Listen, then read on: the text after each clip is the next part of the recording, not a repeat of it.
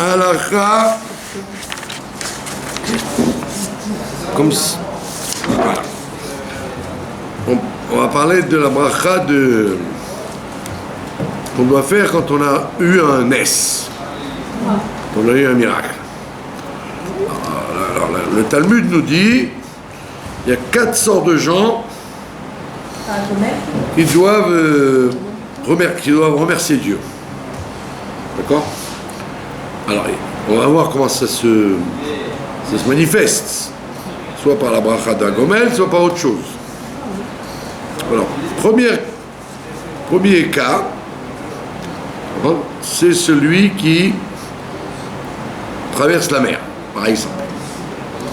Quelqu'un qui traverse la mer, soit en avion, soit en bateau, il doit remercier Dieu parce que c'est dangereux, il a échappé. Alors si par exemple, donc l'avion, c'est pas à cause de l'avion qu'on fait à Gomel, c'est à cause de la mer. Ça veut dire qu'en fait, si vous traversez une région qui n'est pas ni le désert, ni la mer, bah vous faites rien. D'ailleurs, on le voit concrètement, l'avion, c'est pas le plus dangereux, là où il y a le plus d'accidents. Plus d'accidents en moto et en voiture qu'en avion. D'accord? Donc, celui qui traverse la mer, celui qui traverse le désert, pareil. Donc, quelqu'un qui prendrait l'avion pour aller à Eilat, ben, il traverse tout le désert du Negev. Donc, il devrait dire à Gomel. Troisième cas, le malade. Le malade qui a été alité. Il suffit pas d'être malade, il faut être au lit ou à l'hôpital ou à la maison et ne pas pouvoir bouger pendant 3 jours. C'est quelqu'un il est mamache, alité et qui évidemment il était malade. On ne parle pas qu'il était fatigué, il était malade. Alors il doit faire un gomel. Soit s'il a une opération, soit s'il a eu une intervention cardiaque. En cardiaque, en général, on ne fait pas de gomel parce qu'on dit que ça ne se répare jamais. 4e cas, la prison. Celui qui était en prison. Alors il faut que ce soit en prison avec un risque de rester. S'il se fait arrêter dans une manifestation et qu'il n'y a pas ni d'argent, ni va être attaqué pour de l'argent, ou s'il n'est pas emprisonné avec des gens dangereux, s'il est emprisonné avec des gens dangereux qui peuvent le faire du mal, là il doit dire à Gomel. Sinon, si c'est stable une garde à vue, même de 24 heures, il n'ira pas à Gomel. Maintenant, on voit que en vérité, à l'origine, c'est pas forcément à Gomel. Il y a une takana du Baal Shem Tov de dire vendredi après-midi, avant Mincha, le Mizmor Kouf Zaïn, qui parle de ces 4 cas. Du désert, de la prison, du malade et de la mer. Rachetevot, Chaim. Chaim. Ravouch, Isurim, Yam, Midbar. Alors là-bas, le Baal Shem Tov, il dit qu'il faut dire ce Mizmor avant Mincha, c'est-à-dire quand la semaine est finie, avant de rentrer dans Shabbat, parce que justement, on a pu échapper toute la semaine à toutes ces sortes de dangers. Donc on remercie Dieu, c'est pour ça qu'il s'appelle Odou Lachem. Odou Lachem, il s'appelle ce Mizmor. Donc si par exemple une femme, les femmes en général, pour des raisons de discrétion, elles ne font pas Gomel, dans tous ces cas-là de prison et de malades, etc. Parce qu'elles ont honte. Voilà, il n'y a que le seul cas où elles font, c'est quand elles accouchent. Après l'accouchement, alors on les laisse faire à Gomel, soit dans la synagogue, soit au moment de la Brit Mila, etc., puisqu'elles ont passé les 7 jours de danger. Sinon, les femmes, elles n'osent pas trop dire à Gomel. Donc, qu'est-ce qu'on fait quand on voudrait dire à Gomel et qu'on ne peut pas le faire? Alors, soit on répète, soit on pense dans la bracha du matin. Dans les brachot du matin, il y a une bracha qui s'appelle Agomel Chassadim Tovim, mais un mot Israël. Alors à ce moment-là, on pense à ça, et donc on est quitte d'avoir remercié Dieu pour le NES qu'on a eu. Sinon, la femme, donc elle peut rattraper avec le Mizmor dont on a parlé, Kouvzaïd, soit vendredi après-midi, avant Shabbat, comme les hommes, soit quand elle a envie, quand elle a envie de parler de ce NES. Troisième option, la tfila qu'on appelle Nishmat Kol Chai. Nishmat Kol Chai, on dit ça le soir de Pessah, dans le Seder, dans la Gada de Pessah, on dit ça. À la fin, quand tout le monde dort, quand tout le monde est pressé de terminer la fin du Seder. Et plus régulièrement, on dit ça le samedi, le matin samedi. Tous les gens disent ça. C'est dans le Noussar de tous les rites, de dire Nishmat Kol Chai. Donc voilà, donc si une femme a besoin de dire à Gomel et qu'elle n'ose pas le dire devant des hommes, sauf si elle a accouché, alors elle a 3 options. La bracha du matin, Agomel Chassadim Tovim, le mot Israël. Le Hodou, l'Hachem, Kouvzaïd, et Nishmat Kol Chai.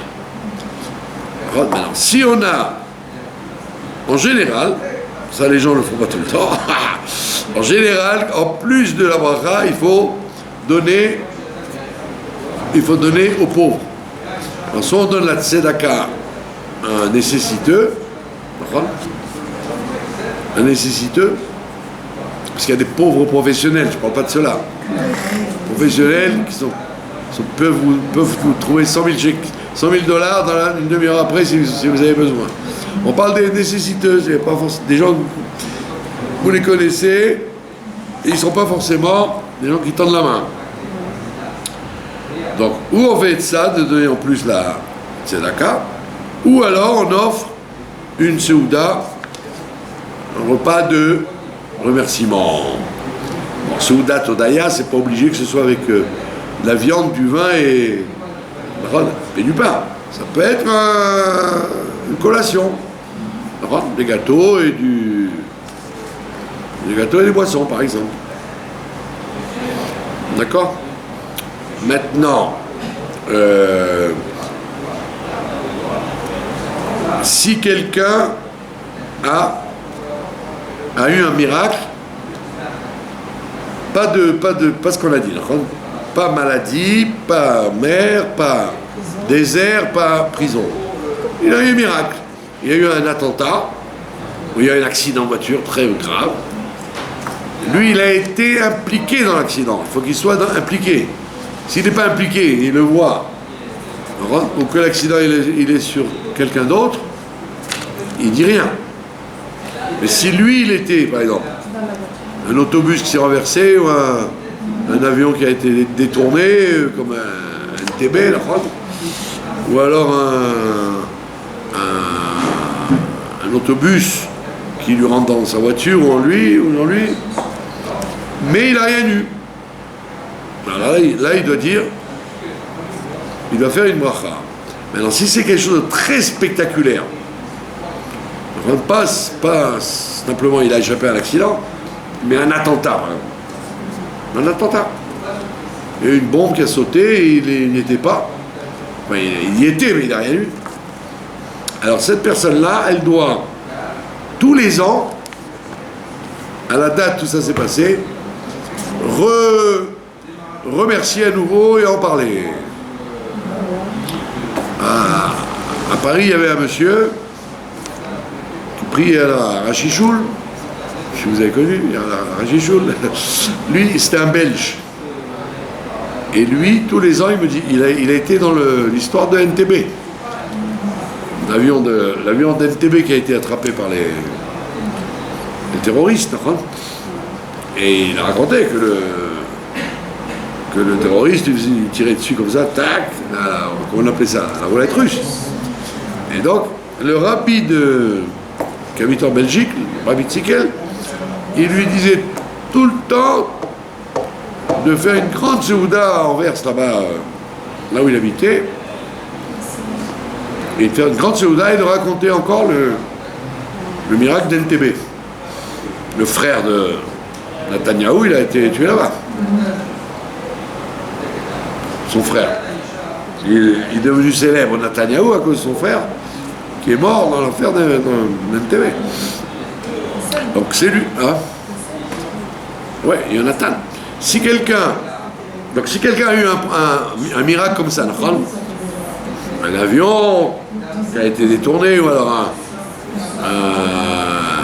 on a tiré sur un autobus, un attentat, ou même en France, un hold-up, où ils ont tiré sur lui et il n'est pas mort. Ça peut arriver. Hein.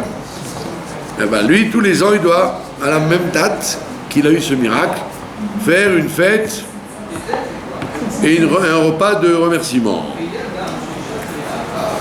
Maintenant, un enfant par exemple, ni lui ni son père n'ont pas besoin de faire la bracha de remerciement. Ni l'enfant, et des enfants de vieux, qui ont 12 ans, ils comprennent.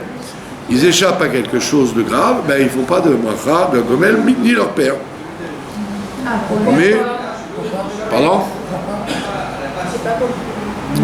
Pourquoi les enfants n'ont pas besoin? Le père, il aurait pu dire, moi je vais faire pour mon fils. Eh oui, il a eu peur pour son fils ou sa fille, et il aurait pu dire, je vais faire un gomel pour eux. On dit non, parce que les enfants ne sont pas tenus de remercier. On leur apprend à remercier, mais ils n'ont pas l'obligation de remercier comme les adultes. Par contre, c'est pour ça qu'un enfant n'apportait pas un korban. S'il avait un... D'accord? Qu'est-ce qu'il y a encore? Alors, donc en combien de temps on a pour faire le remerciement? On a exactement, a priori, on a 3 jours. Ouais. Mais de préférence, il faut que ce soit frais. Si c'est trop vieux, c'est un peu du réchauffé, comme on dit. Donc 3 jours minimum. Maintenant, s'il n'a pas fait dans les 3 jours, il fait à 5 jours. Il fait 5 jours. Et s'il n'a pas fait 5 jours, il le fait plus tard. Quand il a l'occasion. Mais il ne faut pas laisser en plan le remerciement. On dit que Dieu aime les gens qui remercient. C'est pour ça qu'on fait la bracha à Gomel, Chazanim Tovim tous les jours. Et tous les jours on fait dans la tfila, on fait un mizmor qui s'appelle Mizmor le Toda. Donc on voit bien que tout le judaïsme est basé sur le principe de remercier. Alors, il y a 3 sortes de choses dans la vie. Il y a les miracles qui dépassent la nature. Les miracles qui dépassent la nature, ça on fait chez Hassan Issim Lavoteno, Bayami Maëz Manazé. Ça c'est miracle au-dessus de la nature. Donc on fait ça à Pessah, on fait ça à Hanouka, on fait ça à Purim, Hein? C'est des moments où tout le monde fait ça. Mais maintenant, il y a de l'autre côté des miracles dont on ne se rend pas compte du tout. C'est le miracle de la vie, tous les jours. D'avoir à manger, de marcher, de respirer, de se réveiller. Donc, comme cela, on ne s'en rend jamais compte. Donc, on dirait que ce serait de l'hypocrisie de faire quel bonheur, je me suis réveillé ce matin. Donc, comme c'est des miracles complètement habillés dans la nature, cela, on ne fait rien. D'accord? Maintenant, au milieu, vous avez donc quelque chose qui vous a pris. Et c'est là qu'on parle de faire quelque chose de particulier. Est-ce que vous avez des questions? Oui, la mer. À chaque fois qu'on traverse, il faut faire un domaine. La mer, ouais. À chaque fois. Ben oui. Si vous faites une croisière. Ou alors si vous prenez l'avion. Quand vous prenez l'avion, vous traversez la mer. Pour aller en France, par exemple. Ou en Amérique. Mais seulement. Maintenant, si vous êtes en France et vous prenez l'avion Paris-Lyon ou Paris-Marseille, non. Parce que, bien qu'il y ait des endroits vides, la Nièvre, l'Auvergne, il y a plein d'endroits vides. Mais ça ne s'appelle pas du désert. Désert, c'est quelque chose où il n'y a ni eau, ni possibilité de contact. En Amérique, par exemple, très souvent, les gens, ils vont de New York dans le Texas, mais c'est évident qu'ils vont faire la Gomel. Ils traversent par avion le désert du Nevada et du Texas. Il vaut mieux pas qu'ils tombent en panne. Hein. D'accord?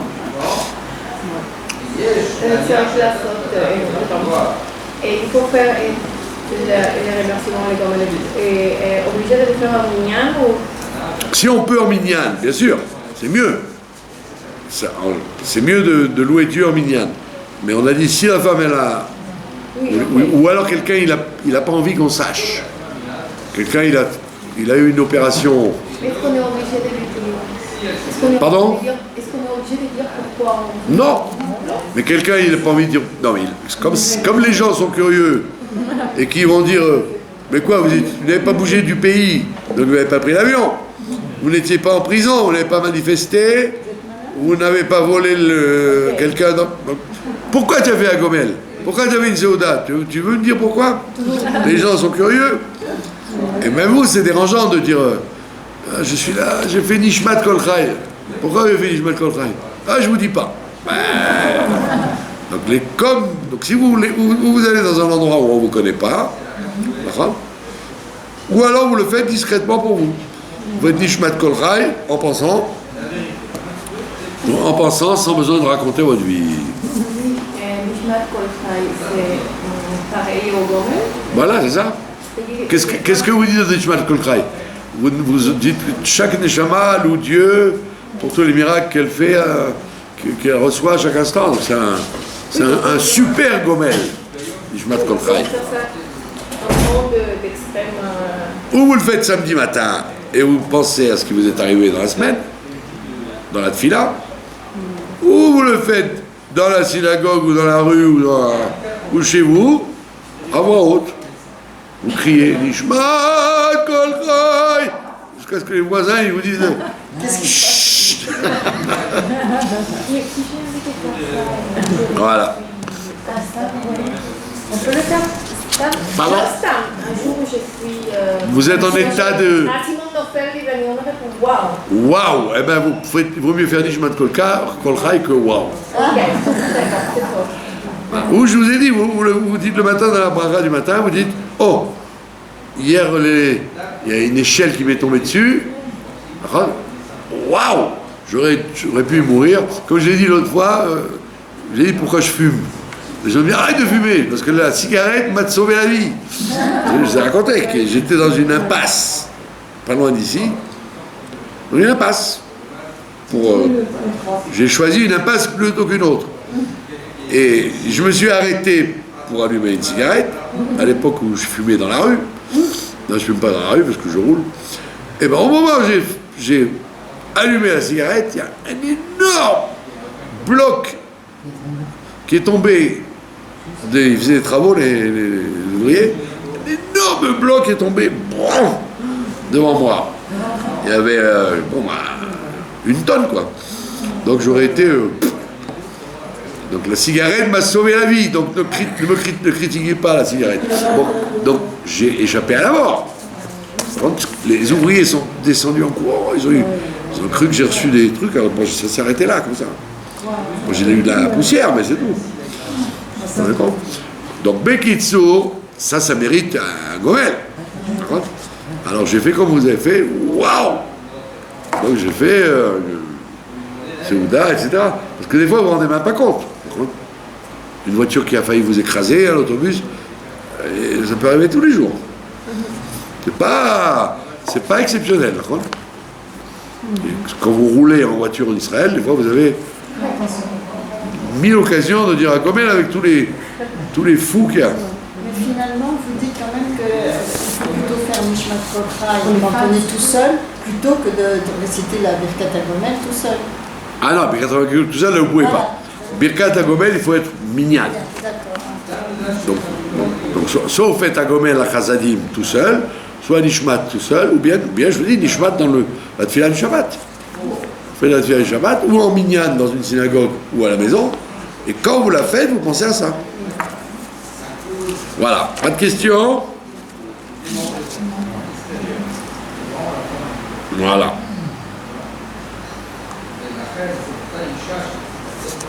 Pas de questions. Alors, on va passer au Pirkei Avot. Alors, dans les Pirkei Avot, cette semaine, on va lire le Perek 5. Le Perek qui parle des chiffres. Pratiquement tout le Perek parle de chiffres. Avec les 10 paroles, Dieu a créé le monde. Il y avait 10 générations de Adam jusqu'à Noah. Après, il y a eu 10 miracles d'Abraham Avinu. Après, les 10 miracles de la sortie d'Égypte. Après, les 10 épreuves. Après, les 10 miracles du temple. C'est que des chiffres, que des chiffres, que des chiffres. Et dans les chiffres, il y a une Mishnah qu'on va faire ce soir. Une Mishnah qui parle du caractère. Alors on te dit, il y a 4 sortes d'élèves qui sont assis devant les maîtres. Il y a 4 sortes de comportements d'un élève. Arba midot, il y a 4 comportements, beyoshvim lifnei chachamim, de ceux qui sont assis devant les chachamim. Les chachamim qui sont en train de parler, bien sûr. Oui, qui sont en train de faire des choses qu'on regarde. Il y a ce qu'on appelle sfog. On va expliquer tout ça. Sfog, mashpech, meshameret venafar. Alors, soit on est un sfog.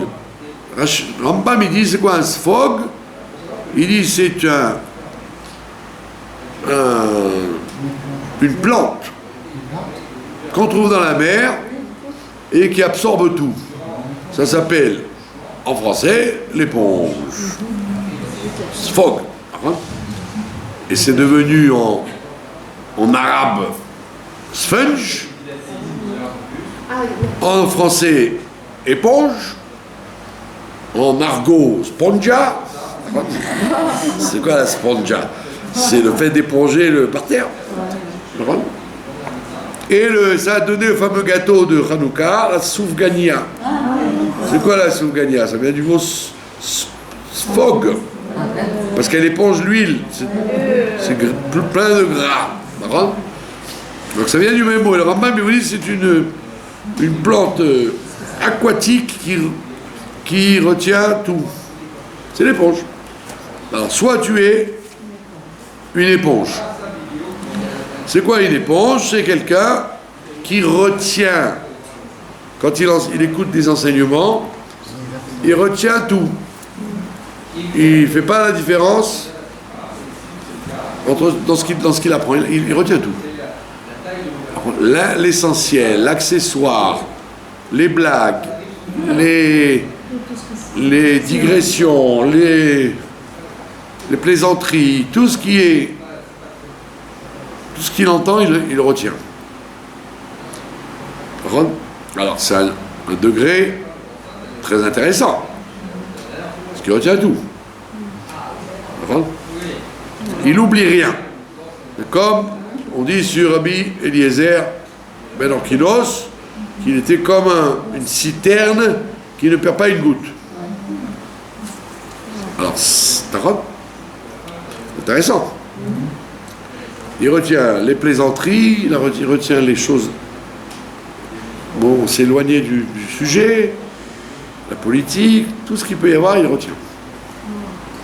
Sfog, d'accord ? Mais il y a peut y avoir un défaut, c'est que c'est pas parce qu'on retient qu'on sait mettre l'accent sur ce qui est important, ce qui ne l'est pas. Deuxième comportement possible, c'est ce qu'on appelle mashper. Mashper, nous dit le Marténora, le Rambam, le Rashi, tout le monde dit mashper, c'est un récipient dans lequel on fait rentrer le liquide ou l'aliment et il ressort intégralement ce qu'on appelle en français un entonnoir. Un entonnoir. Donc ça c'est le pire de tout. L'entonnoir parce que il retient rien. Comme ça rentre, ça ressort. Ah non, je l'aurais pris une autre façon, moi. L'entonnoir, vous faites rentrer beaucoup. Ouais, et vous concentrez. Et il retient tout ça. Ah, le problème c'est que tout est rentré. Bravo, tout est rentré et après tout est ressorti. On dit en français, c'est rentré d'une oreille, c'est sorti de l'autre. Et en halakha, on dit Kebol O Karpolto. Comme ça, il absorbe, il recrache. Ça, c'est une catastrophe. Parce qu'effectivement, il a été très attentif, il a tout entendu. Tout compris, tout écouté. Mais une fois, après que l'enseignement a été entendu, ou les années passent, il ne se rappelle de rien. C'est carrément... donc comme on l'a vu déjà dans le chapitre 4, il fait partie de ceux qui viennent au Beth Midrash, qui viennent mais qui ne font rien. C'est le pauvre, il a essayé, mais il est nul. Il ne retient rien. Mais qu'est-ce qu'il a dit? Un minimum, hein? Une écouda. Comme à l'époque, il y avait Manitou, vous avez entendu parler de Manitou, c'est des cours très élevés, alors avec un style philosophique. Alors il y avait la majorité, c'était des retraités, ils restaient là des heures à écouter, et après, ils acquiesçaient avec la tête. Après vous dites, attends, j'ai pas pu venir au cours, j'étais occupé, qu'est-ce qu'il a dit Manitou? Ah, c'était très intéressant, mais j'ai rien compris. Vous avez compris? Ça, c'est embêtant. Alors, chez le rabbi, c'était comme ça. Il y avait des tas de gens qui ne comprenaient rien au yiddish. Et ils restaient 6 heures à écouter le rabbi comme des chassidim. Alors, les Russes qui comprenaient bien le yiddish, ils s'endormaient. À part une élite qui écoutait et qui comprenait. Mais la majorité, ils regardaient la montre en disant il va nous saouler longtemps celui-là. Mais ils étaient obligés de rester, le rabbi lui-même il dit, ils étaient obligés de rester à cause de leur petit-fils. Parce que le petit-fils, il ne voulait pas rentrer à la maison, il voulait écouter. Donc il restait là, mais il disait à la maison, il y a le tchoulan qui m'attend et je suis là à écouter ce vieux-là qui nous gonfle. Hein? Et comme vous leur disiez, qu'est-ce qu'il a dit le rabbi? Ben pareil. C'est pas parce qu'ils ne comprenaient pas, c'est parce que ça, ils s'en fichaient complètement, quoi. Ça rentrait d'une oreille, ça sortait de l'autre. Donc, il y a des gens comme ça, qui, soit parce qu'ils sont pas au niveau de ce qu'ils écoutent, soit parce qu'ils sont occupés, en vérité, par d'autres problèmes. Si ça avait été un match de foot, ou un truc politique, ou un film de Bilsberg, ils auraient retenu tout. Mais là, comme ça ne les intéresse pas, alors ils ont automatiquement un blocage. Donc ils écoutent, mais ils ne retiennent rien. Parce qu'il faut bien faire attention que les Pirkei Avot, ce n'est pas un livre de photos. Il n'est pas en train de constater qu'il y a des gens comme ça. Il est en train de te dire, sache que si tu es comme ça, il faut réparer. Ça doit te déranger si tu es un entonnoir. Parce que c'est pas possible que tu sois un entonnoir sur tout. Moi je connais quelqu'un, c'est ahurissant. Il peut vous dire quelle équipe de football a joué il y a 20 ans, qui était le joueur qui a marqué le but, à quelle heure ils se sont arrêtés, quelle couleur étaient les maillots, sur tous les matchs de foot du monde. C'est une encyclopédie du football. Moi, je suis comment dire, sidéré quand j'entends. Pourquoi? Moi, ça ne m'intéresse pas du tout. Donc, je peux même voir un match. Une heure après, je ne sais même pas qui a joué contre qui. Mais lui, il aime tellement ça que vous pouvez l'interroger sur des choses. Par exemple, quelle était la couleur des chaussettes du gardien de but, il s'en rappelle. Donc, alors que dans la Torah, que Dieu lui pardonne, il ne retient rien. Il peut rester une heure à écouter un truc, il ne retiendra rien, sauf la couleur des olives qui était sur la table. Donc ça veut dire, donc c'est ce que te dit Pirkei Avot. Sache que on n'est pas en train d'attaquer et de constater. On est en train de te dire, regarde où tu en es. Si tu es une éponge, d'accord, tu es une éponge, tu retiens tout. Tiens, ça veut dire que tu as une chance énorme d'avoir une mémoire phénoménale. Comme le Rav Ovadia Yosef, quand il était petit, jeune, il avait une question, quand il rentrait dans un magasin de livres, alors il feuilletait le livre pour voir si ça l'intéressait. Et il retenait tout. Alors il disait, est-ce que je dois payer le livre, puisque je l'ai lu sans l'acheter. Il y a des gens comme ça qui ont une mémoire phénoménale, parce que c'était la Torah. Le Rav Ovadia Yosef, il n'écoutait pas le football ou la politique. C'est pas pour rien qu'il a eu 1 million de gens qui sont venus à son enterrement, parce que toute sa vie, elle était là-dedans, quoi. Il se rappelait de références sans... Il n'avait pas de computer, lui, il n'avait pas de... Mais le Tzemach Tzedek, par exemple, le 4e rabbi de Chabad, il y avait un monsieur, il disait j'ai du mal à retenir ce que j'apprends. Et le Tzemach Tzedek, il lui dit, tu as de la chance, toi, parce que tu dois travailler là-dessus. Moi, je n'oublie rien. Tout ce qui se passe dans sa vie, il n'oubliait rien. C'est embêtant. Parce que des fois, Dieu a créé l'oubli, sinon on serait malheureux. Quelqu'un qui a souffert de quelque chose de grave, s'il n'oublie pas, il est traumatisé. Donc il faut oublier. Il y a un côté de bracha d'oublier. Donc on te dit d'être une éponge, ça n'est bien que pour les bonnes choses. Mais dans les mauvaises choses, il faut oublier. Tu dois faire un switch. Si on t'a fait du mal, on t'a dit une phrase de travers, il y a des gens comme ça, 50 ans après, ils vous pardonneront pas que vous leur avez fait une réflexion il y a 50 ans. Donc on te dit, Svog, c'est bien devant les Chachamim, comment les Talmidei Chachamim, c'est bien de rien oublier. Mais dans la vie, il vaut mieux pas être une éponge. Il faut sélectionner. Il faut savoir oublier et savoir ne pas oublier.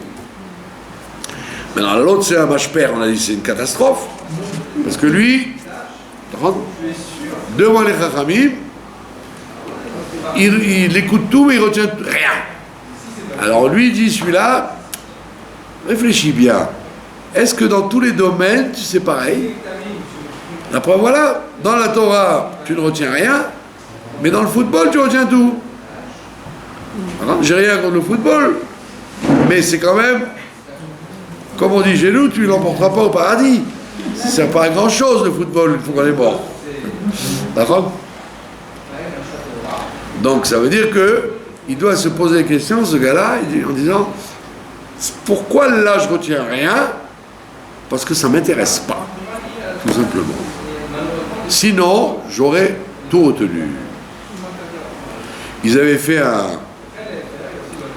une enquête. Il y avait des pays où il y avait des tortures. Alors, il y avait des gens qui ne retenaient pas. Mais de peur de la torture, ils se rappelaient de tout. Hein? De peur d'être torturé.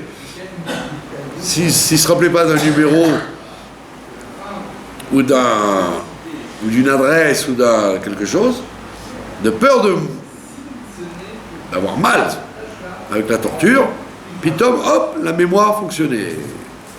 Ça veut donc dire que nous avons une mémoire sélective. Et donc si tu ne retiens pas, c'est que tu t'en moques. Ça ne t'intéresse pas. Alors que par contre, quand quelque chose t'intéresse, bah, tu peux t'en rappeler toute ta vie. D'accord? Ça, c'est ce qu'on appelle le mashper. Donc quelqu'un qui est mashper, il doit dire, c'est pas normal. Je devrais au moins retenir une phrase, une halakha, un enseignement. Troisième cas de figure, c'est ce qu'on appelle, comme il a dit, mashper, c'est machnis bezo ou metzi bezo.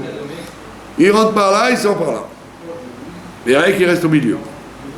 Troisième cas de figure, Meshameret. C'est quoi la Meshameret? Alors, vous allez me donner la traduction en français. Meshameret, c'est Motsia et Ayaïb. Ça fait sortir le vin. Vekoletet et Ashmarim. Et ça retient la lie, les saletés. Donc c'est une passoire. C'est une passoire. Alors c'est vous la passoire. Mais le vin, vous l'avez fait passer. Qu'est-ce que vous retenez? La lie. Ça veut dire, c'est ce qu'on appelle. Voilà, vous avez des gens comme ça. Dans le monde orthodoxe, vous avez ça. Ils vont vous saouler pour des histoires de herchérim, cache-croûte. Comme si tout le judaïsme, c'est qu'est-ce qu'on va acheter comme viande. D'accord?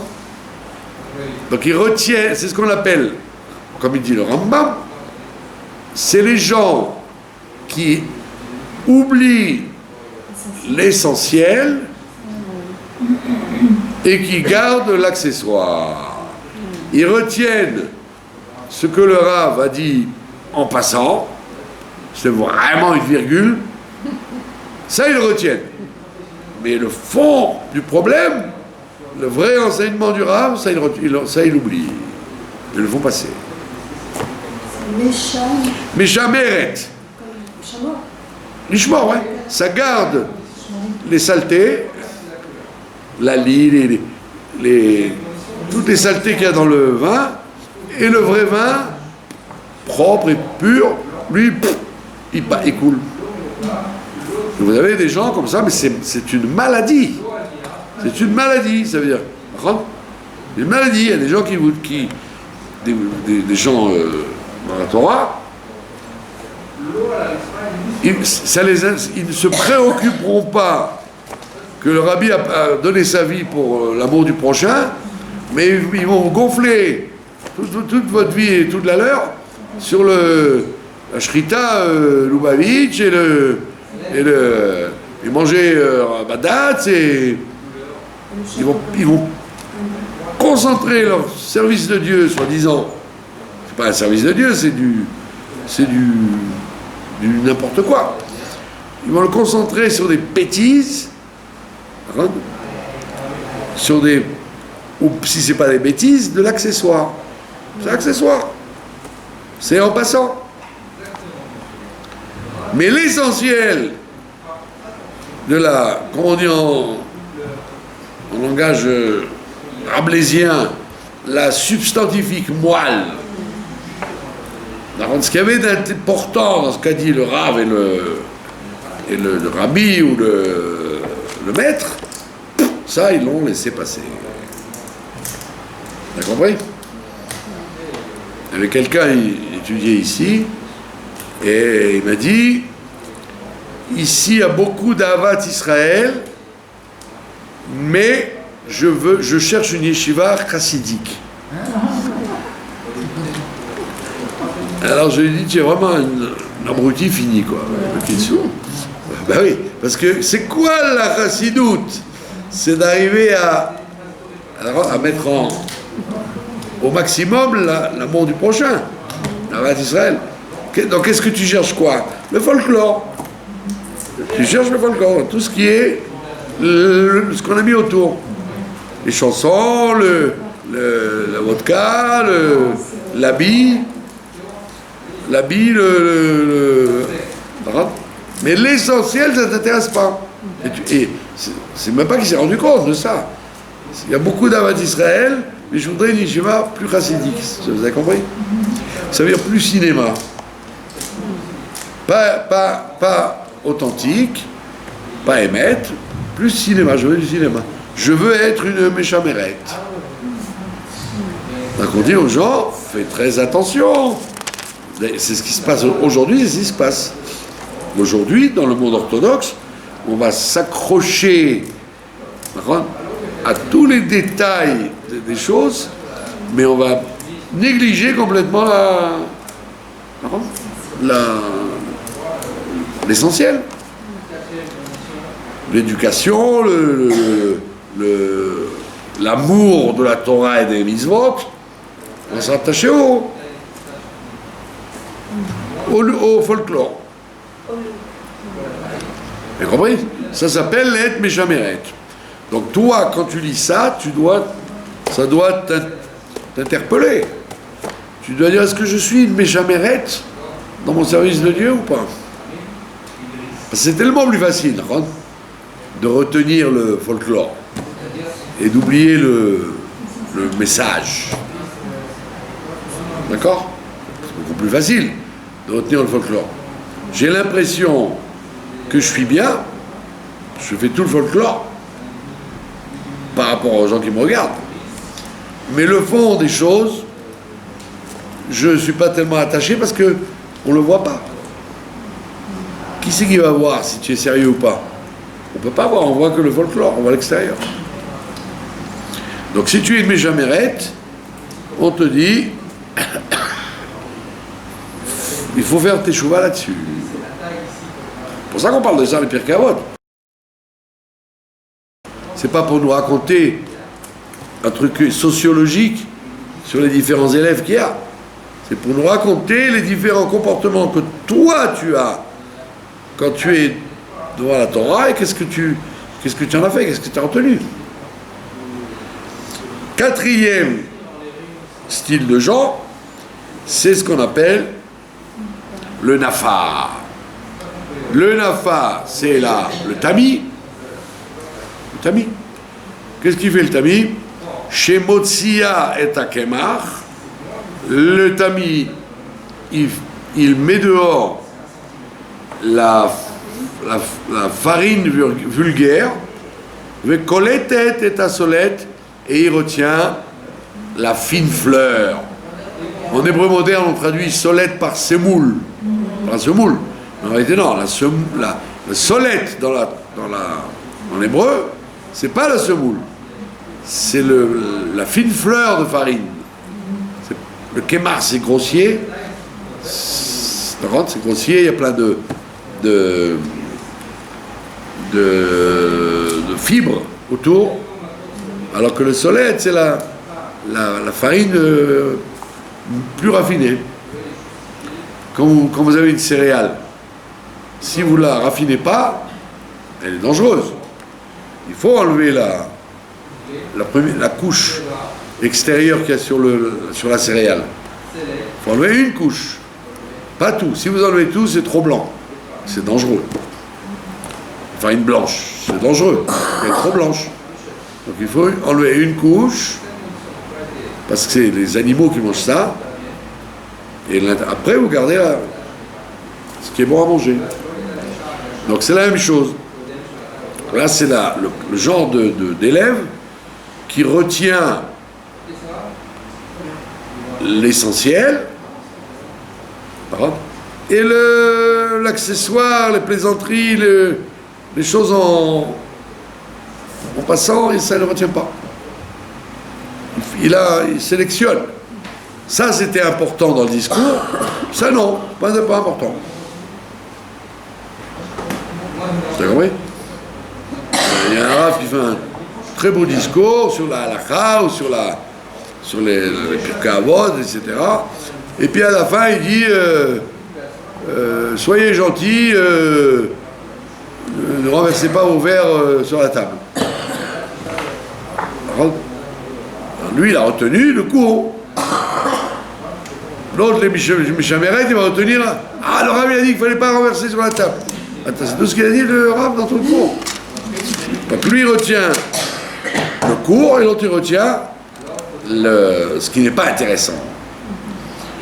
Vous avez compris, il y a 4 sortes de... Donc c'est pour ça qu'il dit il y a 4 sortes de déotes. Il n'a pas dit il y a 4 sortes d'élèves. Il n'a pas dit il y a 4 sortes d'élèves. Arba mitot arba sugim. 4 sortes d'élèves assis devant les chachamim. Il a dit ah non, il y a 4 midot. Ça veut dire 4 comportements qu'on a devant. Alors il y a des gens, par exemple, si vous êtes chassid d'un Rav X, vous allez tout retenir de ce qu'il dit. Si vous ne l'aimez pas, vous allez retenir tout ce qu'il a dit qui ne vous a pas convenu. Donc ce sont des midot, on dit, des 4 comportements vis-à-vis des Ravanim. Il n'y a pas écrit il y a 4 sortes d'élèves. Il y a 4 sortes de comportements devant l'enseignement des Chachamim. Vous avez compris? Et donc c'est pour ça qu'en vérité, ça s'adresse à chacun. Chacun ou chacune, quand il est assis, il a des comment on appelle ça, des idées préconçues. Quelqu'un qui m'énerve, que je n'accepte pas, tout ce qu'il va dire, je ne vais rien écouter. Parce que je suis anti. Comme ça m'énerve ce qu'il raconte, il m'énerve lui. Donc automatiquement, même les choses intéressantes, intelligentes, utiles et même vitales, je n'écouterai pas parce qu'il m'énerve. Alors que quelqu'un qui est un fou de ce Rav, il va retenir même la marque de mouchoir dont il a parlé. S'il faut acheter des Kleenex ou des Pampers. Donc c'est les midot. C'est les midot.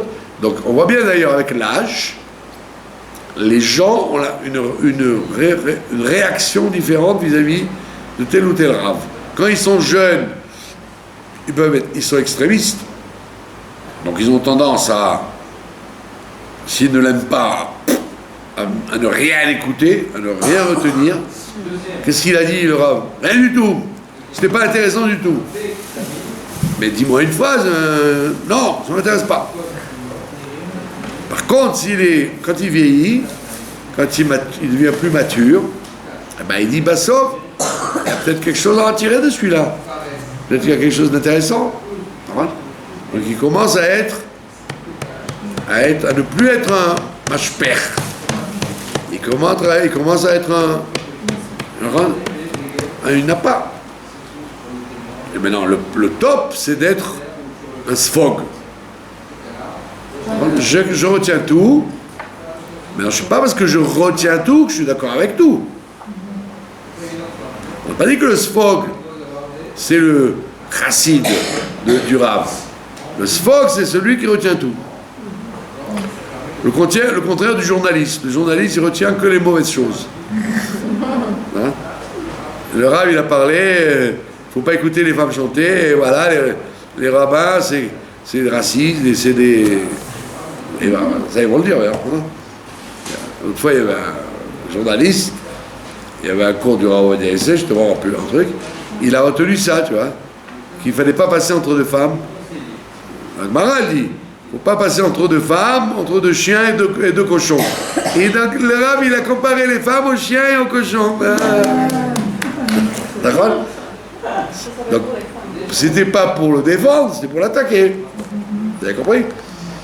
C'est comme si tu disais, dans un hôpital, alors, tu as des étages. Dans le même étage, tu as les poumons, les pieds et les bras. Ah ouais, là, donc ça veut dire que les pieds, les bras et les poumons, c'est la même chose. Ben, c'est pas parce qu'on les a mis dans un même étage que c'est la même chose. Vous avez compris? Donc ça dépend ce que tu t'as mis da, la méchanceté ou la sympathie que tu as pour le Rav en question. Alors, tu as une tendance des fois à être extrêmement intolérant parce que tu l'aimes pas. Parce que tu l'aimes pas ou parce qu'il a dit une phrase de travers un jour que tu as rendu nul tout son enseignement, toute sa Torah, toute sa Shita à cause d'une phrase. C'est pour ça qu'on te dit, donc tu as 4 midot, tu dois toi-même savoir quel est ton... Est-ce que tu es objectif? Est-ce que tu es objectif? Est-ce qu'on peut réussir à faire ça tout seul? Ah, bien sûr. L'homme en soi-même, il est incapable de se reconnaître avec les fonds. L'homme, le Benadam, il y en a très peu qui vont se dire oui, je suis comme ça, j'ai ces côtés-là. Ben oui. Chacun d'entre nous, on est les meilleurs. Il faut être mitbonen, il faut réfléchir objectivement comment je suis devant tel et tel. C'est facile. De le dire. Ça, oui. Mais moi je le fais. Moi j'essaye de me déconnecter de la sympathie ou de l'antipathie que j'ai pour un chacham. Ok, je me suis déconnectée. Voilà. Alors vous écoutez. איך אני עושה כדי לטפל את זה, לבד? אני קביל, מה אני צריך להגיד? אני אעשה לו חיוך כל פעם שאני רואה אותו? Non, pas keilou. Vous êtes honnête. Vous êtes honnête. Vous dites, il faut reconnaître qu'il a raison là-dessus. Bien que je ne l'aime pas sur d'autres trucs, c'est ce qu'on appelle faire un tri, la part des choses. Vous ne pouvez pas, à part Dieu, que vous devez accepter dans son ensemble, vous ne pouvez pas espérer qu'un individu, homme, femme, chacham ou simple, il soit parfait. Donc si c'est un chacham, alors vous devez dire, c'est vrai, il est exaspérant. Voilà, moi par exemple, je suis exaspérant, je vous crie dessus, je fais des remarques, etc. Mais de l'autre côté, j'ai des bons côtés. Je vous donne des bonbons. Donc ça veut dire que ou vous faites le tri, ou vous ne faites pas le tri. Si vous ne faites pas le tri, la chose qui vous a plu, Un Rav qui vous a plu, oh, c'est merveilleux, oh, c'est formidable. Ben non, attends, mais il a dit plein de bêtises, il y a aussi des choses qui vont pas. Ça compte? Et l'inverse, c'est pas parce que vous avez une antipathie pour un système ou un Rav que vous devez dire non, ça vient d'eux, donc c'est pas bon. Non, il ne faut pas être un mashperk. Quand tu as quelqu'un qui te dérange, ah non, je n'écoute pas ce qu'il dit, je me bouge les oreilles.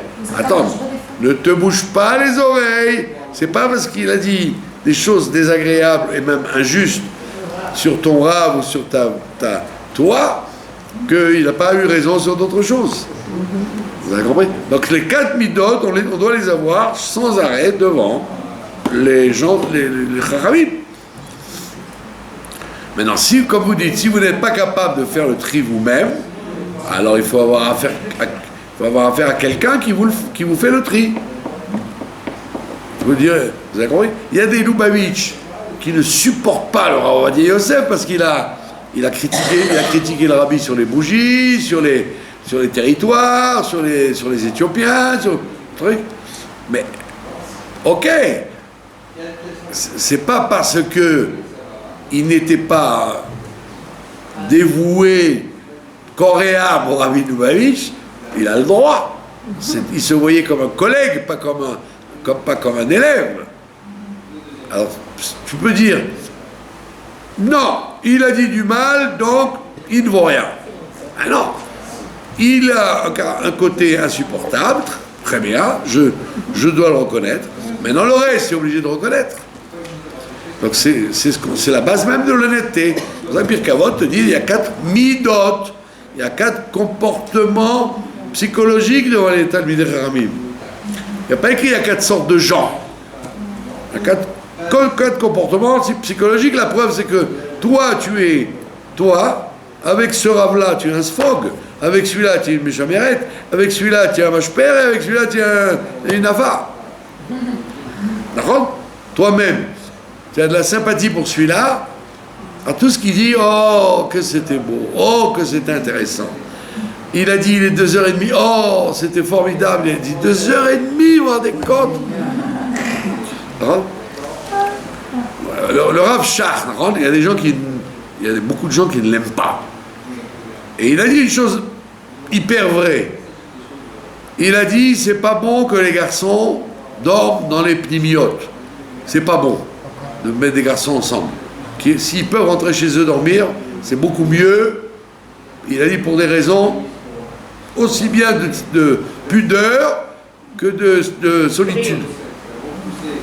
Alors il y a des gens, quand vous leur dites ça, vous dites, ah oui c'est vrai, hein. Vous savez qui a dit ça, le Rav Shach? Ah non, alors c'est pas bon. Attends, mais si je t'ai pas dit qui, c'est valable. Si je te dis qui, ça devient bidon. Vous avez compris? Donc les gens, comme le rabbi disait, les gens jugent les rabbanim d'après leur carte d'identité. D'après leur carte d'identité. Regardez dans les Herchérim. À l'époque, bonjour, ça a changé un peu quand même. À l'époque, tous les Herchérim Ashkenaz, les gens disaient que c'est plus sérieux. Ça doit être certainement plus sérieux, Lando, Badatz, ou...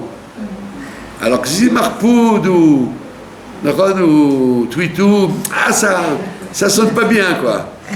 Ça doit pas être un bon Hercher. Donc ça veut dire quoi? Je me base pas sur ce qu'il y a derrière, je me base sur le style. Donc on voit bien que chacun, il a les 4 midot devant les Chachamim. C'est des fois ubuesque. Vous voyez bien comment en Israël, le monde religieux il est coupé en groupes.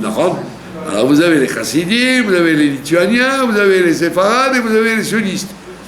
Alors vous avez l'impression que si c'est un sioniste qui a dit ça, alors évidemment le lituanien va dire n'importe quoi. Mais si c'est la même chose prononcée par un collègue à lui, ah bravo, c'est comme ça que ça doit être. Donc chacun il a ce comportement des 4 midot devant les Chachamim. Et ça il faut faire tchouva là-dessus. C'est pour ça qu'on te dit il y a 4 midot. Donc toi tu dois vérifier avec qui tu dois être avec qui il y a des gens qui racontent n'importe quoi, alors on cause toujours. Tu vas être le machpère. Oui. Parce qu'il n'y a pas le choix, parce qu'il raconte n'importe quoi. Mais quelqu'un d'autre, tu dois dire non. Je dois avoir l'oreille tendue, peut-être qu'il y a des choses intéressantes ce qu'il va dire. Etc. Voilà. Est-ce que vous avez des questions? Non? Pas de questions? Tout à l'heure, tu as dit que c'est mieux être comme le scope parce qu'il retient tout. Il retient tout, ouais, bien sûr. Mais il y a des cas, mais il y a des gens il faut surtout pas. Il faut rien entendre. C'est-à-dire, je sais pas moi, si c'est des gens des gens de chrétiens. C'est pas. Ben oui, moi j'ai passé, je vous ai raconté, j'ai passé une nuit entière à essayer de convaincre des gens qui étaient dans une secte. Dans une secte. Quand la nuit est passée, quelques jours après, je les rencontre. Ils se sont servis de tout ce que je leur amenais comme argument pour alimenter leur secte. Donc ça veut dire que ces gens-là, a priori, il fallait pas discuter. No way, il fallait pas parler avec eux. Ouais, voilà. Donc on voit bien qu'il y a des cas où il faut couper clair la relation, parce que c'est pas une relation de j'essaye d'apprendre pour changer. Non, j'essaye d'apprendre pour utiliser contre toi. D'accord? C'est pour ça qu'on appelle ça 4 midot. Je vous remercie de votre attention. Merci à vous.